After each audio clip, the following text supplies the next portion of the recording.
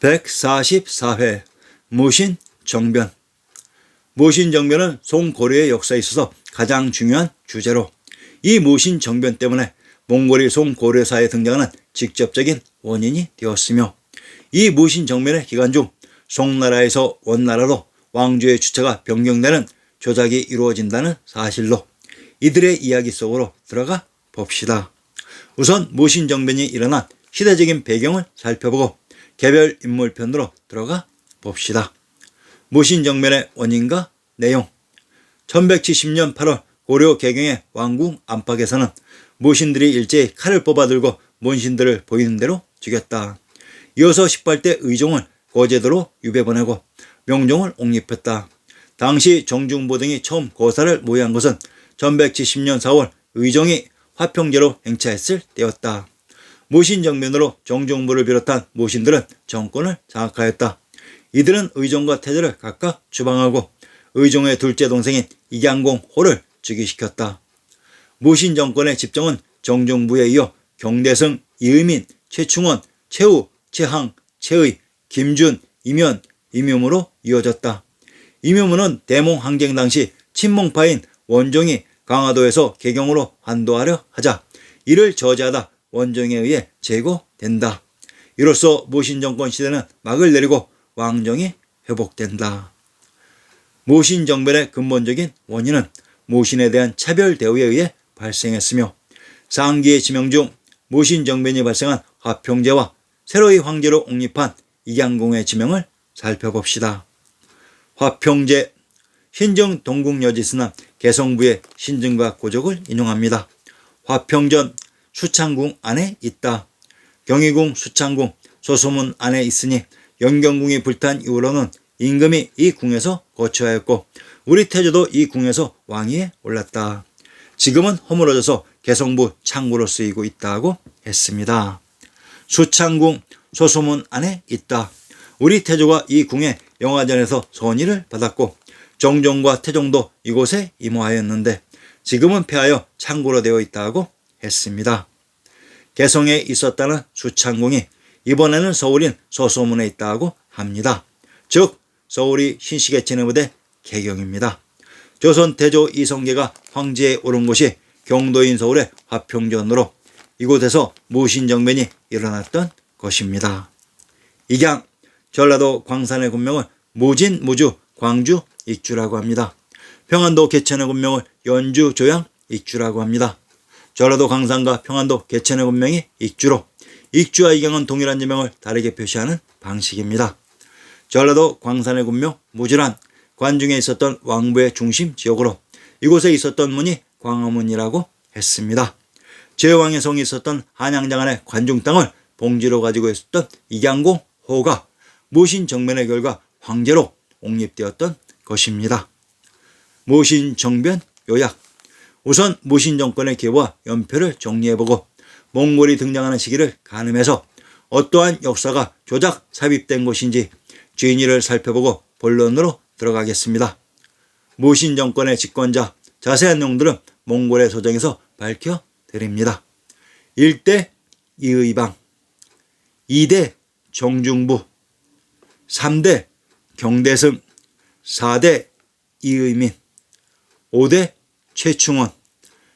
1202년 징기스칸 소하인 탕구투 경주 침공 시작. 1207년 소하 정벌. 1207년 소하는 몽골의 명을 받아 금과 전쟁 시작. 1214년 몽골군의 공격으로 금나라 수도 전도. 6대 최우. 1222년 몽골의 고려 침공 시작. 1226년 소하는 징기스칸의 서정 장각 거부로 1227년 몽골군에게 멸망. 1234년 금나라는 몽골과 남송의 연합공격에 황제가 자살하며 금나라는 멸망합니다. 7대 최항, 8대 최의. 유경은 모신정권기 유일한 문인 실권자. 일반적으로 문인이기에 모신정권 계보에서는 빠진다. 9대 김준, 10대 임현. 원종은 1269년 6월부터 11월까지 약 5개월간 왕위에 등극했지만 몽골의 압력으로 폐위. 11대 임유무. 자, 현재 조작된 역사서에는 몽골이 고려에 등장하는 시기가 1222년 고종 9년으로 최충원의 아들인 최우의 집권기에 몽골이 고려를 침공하기 시작합니다. 그런데 그 이전에 몽골이 서허와 금나라를 침공하기 시작했는바 다음 회에서는 이들의 정체부터 밝혀보겠습니다. 무신정변의 주역 이의방. 이의방은 고려시대 중기의 무신, 군인, 정치인이며 무신정변의 주역 중에 한 사람이다.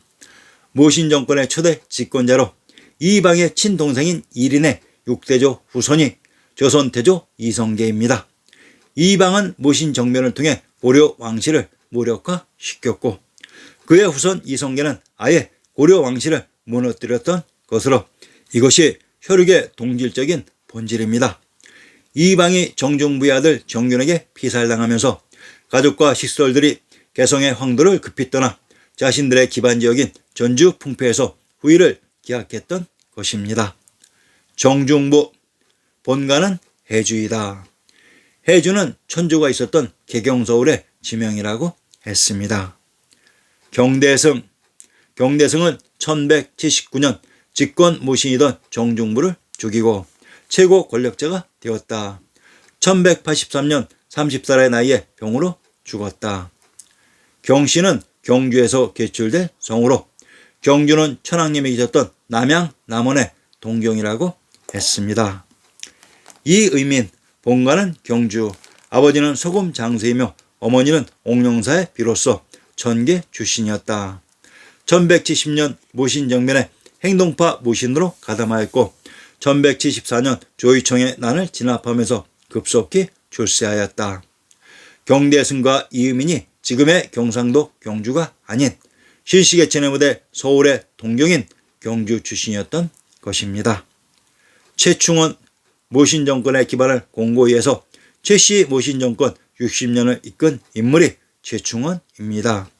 이와는 반대로 고려 왕실에게는 왕권을 무너뜨린 대표적인 인물로 본가는 우봉, 처명은 최난, 아버지는 상장군 최원호이다. 최충원의 본관 우봉은 천황님이 계셨던 금강산의 봉우리였습니다. 최우, 무신정권의 집권자 최우의 역사는 매우 중요합니다. 최우가 집권하는 시기에 강화로 전도하게 됩니다. 몽골의 침입에 대비해 천도한 강화의 비밀은 원나라 편에서 밝혀드리며 강화 천도의 공으로 받은 봉지 진양후는 제왕의 성이 있었던 관중의 진주였습니다. 진양후에 봉해주고 강화 연변에 성을 쌓아 몽골군의 침입에 대비했다고 합니다.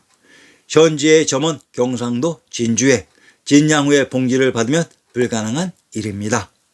역사 속의 진주는 강화에 아주 가까운 곳에 있었습니다.